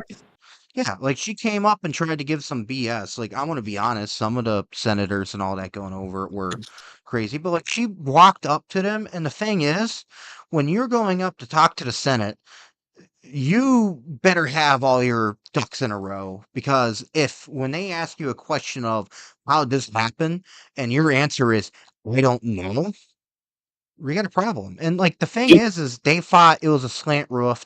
Their excuse Yeah, they gave was it was too they said a dangerous to put sloped a roof. person up there. Yeah, that it was too dangerous. The And roof was too sloped. and the thing is, like, look at this like this. Right before it happened, people reported seeing this guy waltzing right up to this building. A cop noticed this guy, not a Secret Service agent, a local sheriff noticed this guy, walked up the roof to the roof of this building, seen him, the guy pointing his gun at the cop, and instead of the cop going like back down and being like, we got a guy up here with a gun, the cop just walked back down and kept silent. And before anyone even did anything was after the guy taking shots, and then that's when the Secret Service sniper did his thing. Like, this was a failure on all sides. Like, the moment it was confirmed that a guy was up there with a firearm, something should have been done. Yeah, they should have rushed Trump off the stage. I don't understand why the local cops that were in the area of the building where that guy was shooting from, they should have had contact with the Secret Service. Instead, it's like they had no contact. Like they were solely responsible for that area, or the Secret Service was kind of like relying on them to have that area secure. But obviously, they shouldn't have been that. Putting the reliability on the local police. They should have been in contact with them to make No. sure that everything was good. Well, and let us not forget that someone should have been stationed at the ladder going to the roof access at that just to guard it. Because I'm sure if we had someone there, just there by there, I'm not going to say would have prevented it because there could have been a firefight, but I'm going to say would have probably because 9 times out of 10 you lock a door, someone isn't going to try to break in. They just don't see it worth the effort. You unlock the door though, 10 times out of 10 they're going to break in because it's easy, and you have no one guarding that. So it's like just let me what's up onto this roof here. You're in the middle of a campaign with someone who was a former president. Like, yeah, it was stupid that even happened. Things all got Yeah, messed in the first place. at least the Secret Service were on their A game for the second attempt, like Trump at his golf course. They actually spied the guy. Like they were ahead of him, like they were ahead of Trump, like a few holes ahead, just to like make sure everything was good and secure. They spotted him, and the guy didn't even get any shots off. He just ran away. Like that's how good the Secret Service were that day for spotting the guy. And he was probably pretty hard to spot too because he was like in the woods, like they must have had like some infrared glasses or something to be able to see him. Yeah. No, the infrared stuff is crazy when they actually do it. If you ever seen it in the videos, they straight up just have infrared stuff just kind of sitting around. They can see people through thick foliage, especially the helicopter stuff too. That's impressive. Yeah. Well, let's be honest. This was the Secret Service during that day.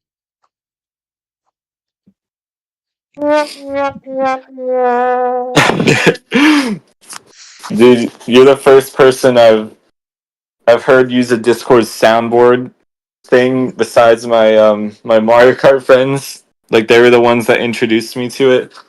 I didn't know you guys were like I didn't know you guys caught on to it. I've caught Oh on yeah, to it. Dude, my favorite my favorite soundboard thing is the air horn. That's my favorite right there. Let's see, which one do I got? Dude, I got some sussy sound effects in some of my servers. I'm not gonna play them. I'm not gonna play them, but I got some sussiness for sure.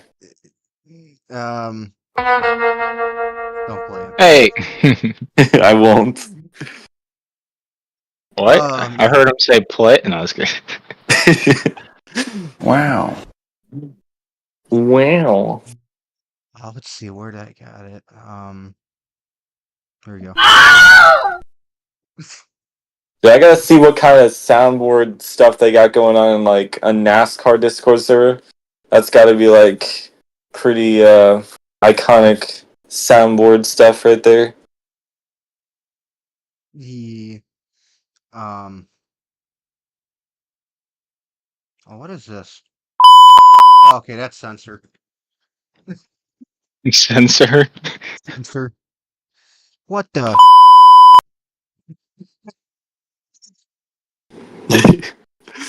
Well, here's going to be your favorite one, Logan. Wrong. Okay. Wrong. I can't hear nothing. Oh, maybe because it ain't going through. Yeah. So you guys can't hear this? No. No. Okay. Oh well. Rip. Man. Now let's see. How long have we been streaming at this point? We have Could be been 2 going on hours by now. for 1 hour 40 minutes. Mhm. So yeah. Anything you want to bring to the table, Mizuka? All right. One thing I'm gonna ask is, when is the next time we are gonna do a Mario Party Jamboree collab? Another one, because that game is kind of a W. Well, I Like mean, I know we played the game once already. We played the mall stage. We gotta do some of those other boards because the game is like really good. if we wanted to get together next time FG comes back, I got a capture card. I can capture stuff to my computer if we wanted to do it again. I am Oh, currently working on a way to get back right now. I have to wait, probably know in about a week or two, and Yeah. then Well, and like whoever, because like I can record it or stream it or whatever and put it up on my channel. Like if we do it, like if you want to play War Thunder FG and you don't care about me recording it, I can record it and pop it up, which I might do one of these times.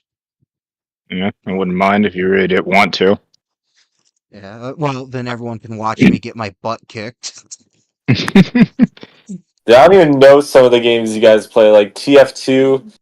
Like I would say I know some stuff about, it, but I've never played it, and I've never really watched anyone else play it either. So it's like I'm just a complete noob when it comes to like some of the games that you guys like.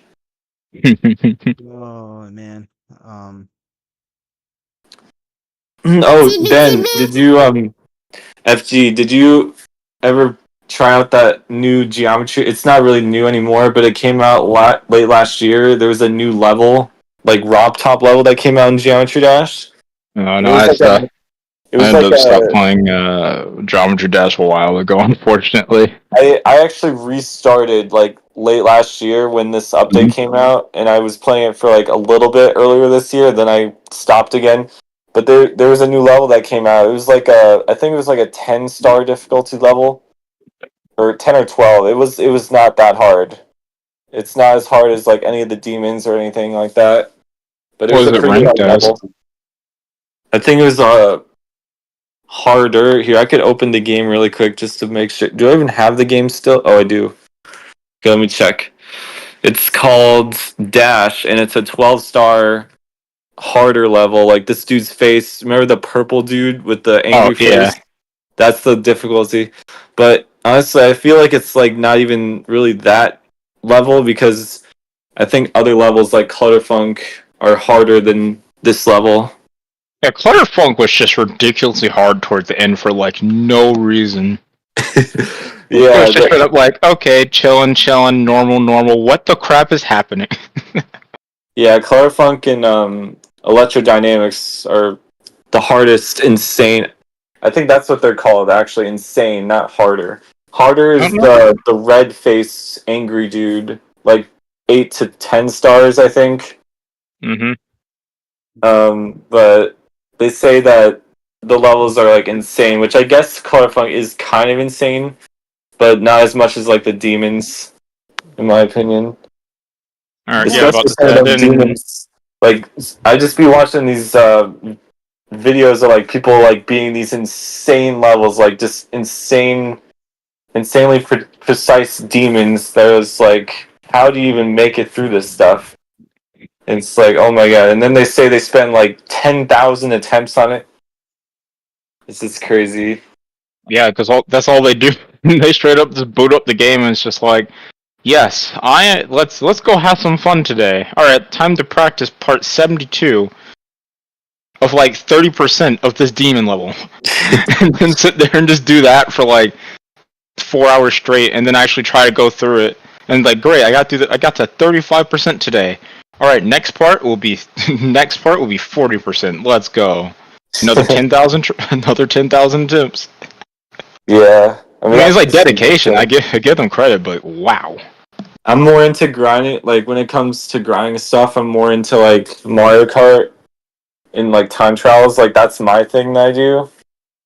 And it's I probably put in like over 10,000 attempts at some of the tracks like that I like to play. Like Moonview Highway is one of my favorites. I just set a record on there the other night, a kart world record, and which I'm actually holding 19 of those right now. Like I'm holding the most out of anybody, and the person who's holding the second most amount of records is holding like four, I think. Wow.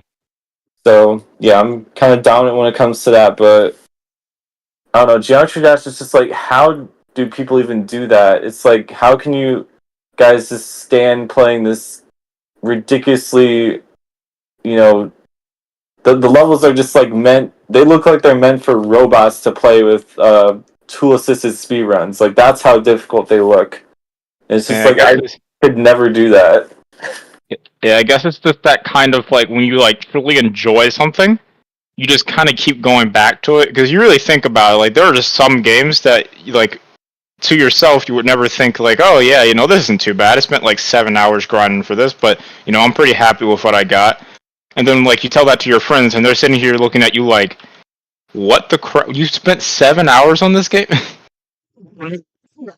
Because Man. I've sat here and played. I think it's TF2 and Warframe, which is notoriously known for being a grindy game for just hours on end. And It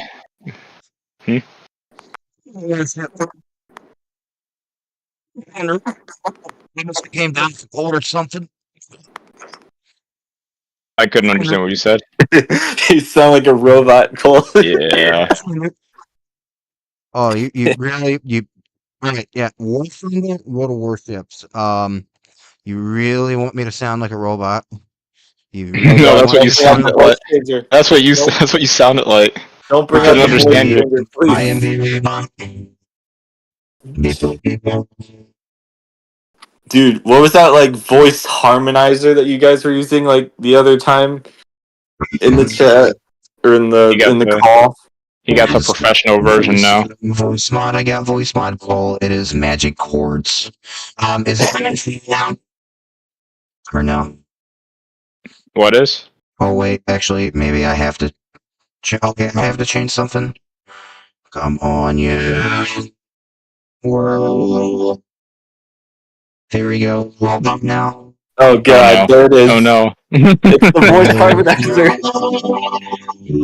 I got this. I think I can understand it this time. Like he was testing it out before you got here, and it like kind of worked and kind of didn't.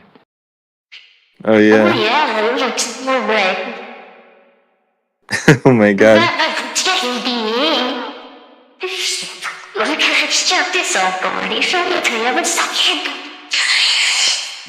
The echo. Yeah.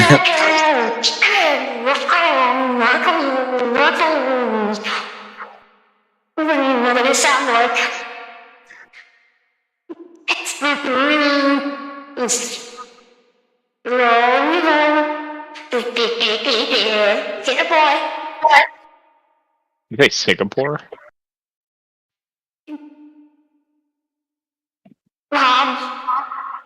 The Australian fell on. I am having a hard time understanding you, my good sir. Yeah. Oh my god.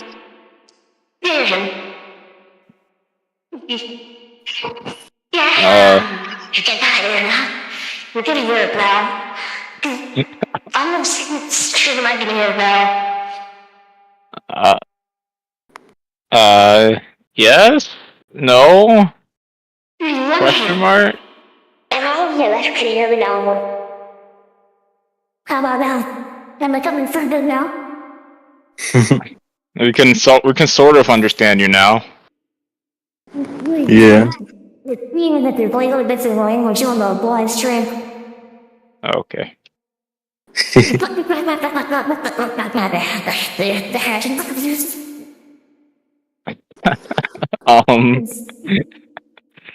Yeah. I'm gonna dip out of here at right at 9. So I got something to do. We got 3 minutes. Dude, how do you get your voice changed to like being like a what voice setting is that called? Like you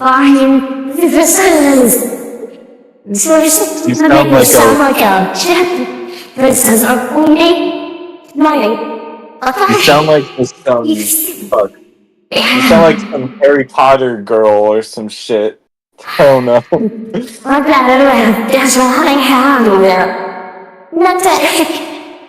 Yes, listen, my sister had a talk and over English. Yeah.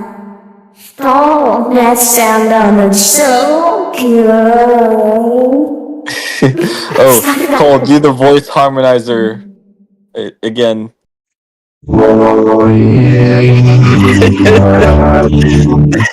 That's so funny. Oh my god, I gotta try this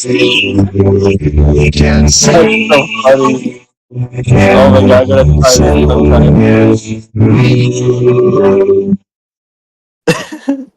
Okay then. Wait, say the word wow.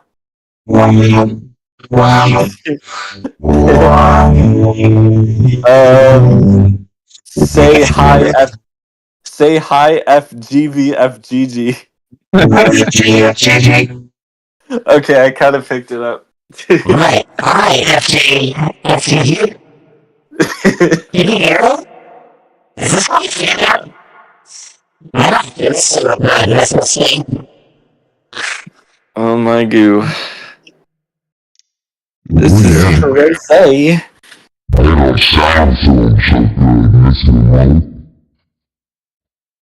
You still feel good. Oh my god, now you sound like a fucking, I don't know, some like, Are you feeling something? Yeah, I feel good. you sound like Bowser or some shit, I don't know. Bitches. Yeah, you sound like the deeper version of Jack Black. Oh my god, That you changed your noise. voice to metal pipes? What? Yeah, that's an very pipe one. This is Oh my god. Can they hear your voice change on the podcast too? Yes, they can hear my voice change. They can do it. Oh shit. Dude, it's a Okay. bomber. Sorry, FG. I am signing a painting alliance for about 3 miles away for about the nigga bonding run. I don't think that's a beat. Sounds like you're in a bomber. Sounds like you're in a jet bomber. I'm not staring at the engines and adjusting it because it wasn't getting me enough. Okay. Alright, yeah. well, on that note, I think I'm gonna head out right now. So yeah, I'll see you dudes. Yeah, see. Have a good one, mate. Cheers. Bye bye. I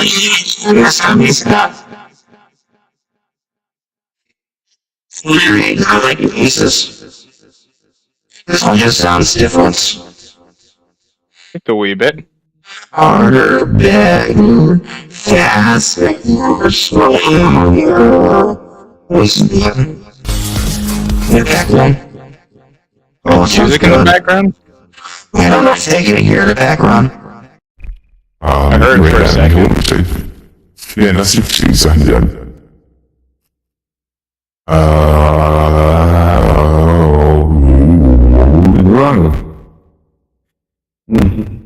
Yeah, if you have any saying releases.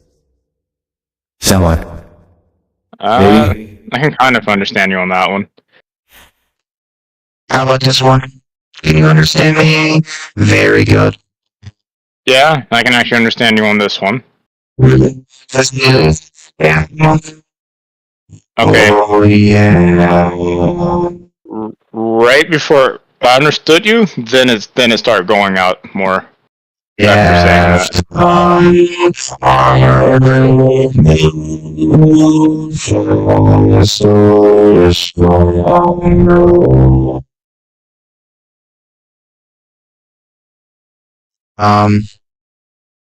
Oh man, what else do I got? Yeah, so this one's pretty good. Oh, here. Should I use this? Presidential election. This is presidential narrator. The election shots are in, and it looks like it's going to be a win for Mr. Trump. Dang. Trump has taken the election. Yeah, I mean, like, they just go in, well, that's the top nation ever. You know, like, it's actually like it's alarm, but maybe the late guy gets a little jank, you know. Now I'm having more trouble understanding what you're saying. Yeah, if you stop going, that means they're high words. Yeah. If the steals makes it sound like cybernetic even. Yeah, it certainly does. But still just understandable, I'd say it like that. Yeah. Yeah, that's understandable. Glad everything else we want to talk about this point. And I think rounding up our 2 hour mark. Yeah, like we're like 5 minutes away. Yeah, no, I didn't understand any of that. We're 5 minutes away. 5 minutes away.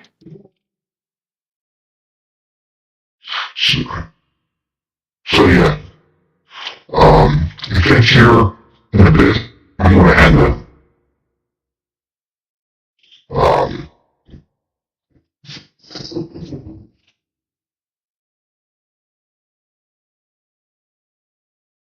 Alright, well I'm gonna stop the stream.